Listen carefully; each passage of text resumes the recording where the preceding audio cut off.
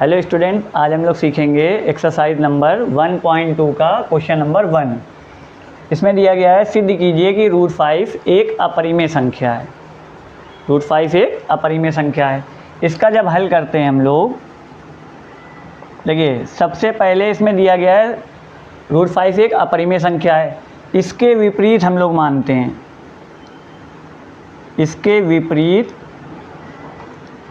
हमने माना या इसके विपरीत माना रूट 5 एक परिमेय संख्या है। रूट 5 एक परिमेय संख्या है, इसको पहले मान लेंगे हम लोग। फिर उसके बाद ये लिखते हैं फिर से, माना रूट 5 बराबर में a/b, जहाँ a तथा b सहअभाज्य संख्याएं हैं।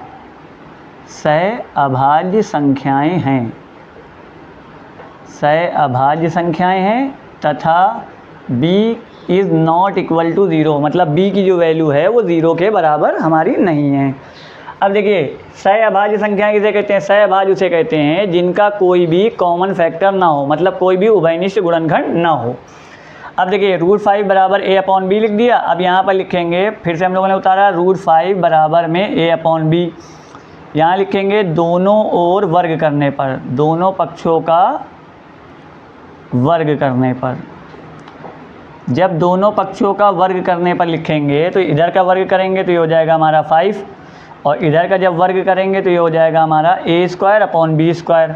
अब इसके नीचे एक लगा के क्रॉस मल्टीपल जब करेंगे तो ये हो जाएगा 5b² बराबर में a²। 5b² बराबर में a²। तो a² के गुणनखंड हमारे 5 और b² होंगे, और 5b² के गुणनखंड a² होंगे। तो इस प्रकार a² जो है वो 5 से विभाजित होगा। अब दोनों गुणनखंड है तो a² 5 से विभाजित होगा, अतः a भी 5 से विभाज्य होगा। a भी 5 से विभाज्य होगा।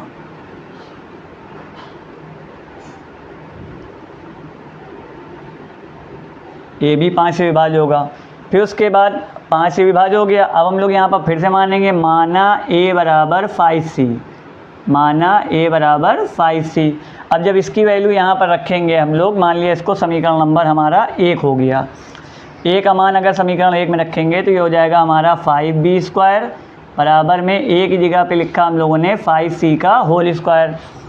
5b² ऐसे ही रहेगा और 5c का स्क्वायर हो गया 25c²।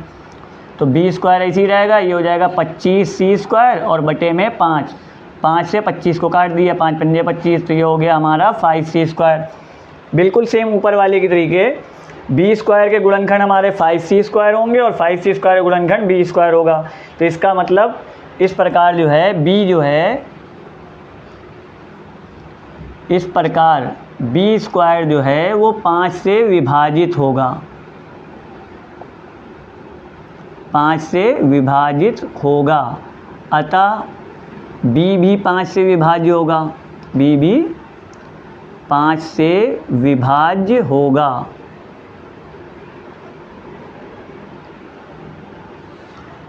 अब देखिए a भी 5 से विभाज्य है हमारा और b भी 5 से विभाज्य है।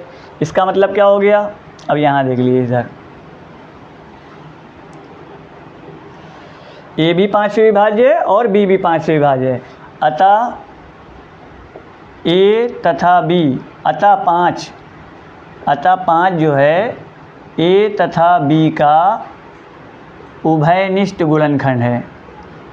5 जो है a तथा b का उभयनिष्ठ,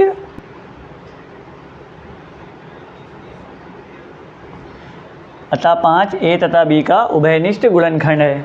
अब जब a और b 5 का उभयनिष्ठ गुणनखंड है, और जबकि दिया था a तथा b सहभाज्य संख्याएं हैं। सहभाज्य वो होती है जिनका कोई उभयनिष्ठ गुणनखंड नहीं होता। अतः हमारी कल्पना गलत है कि रूट 5 एक परिमेय संख्या है। √5 एक परिमेय संख्या है, अतः √5 एक अपरिमेय संख्या है।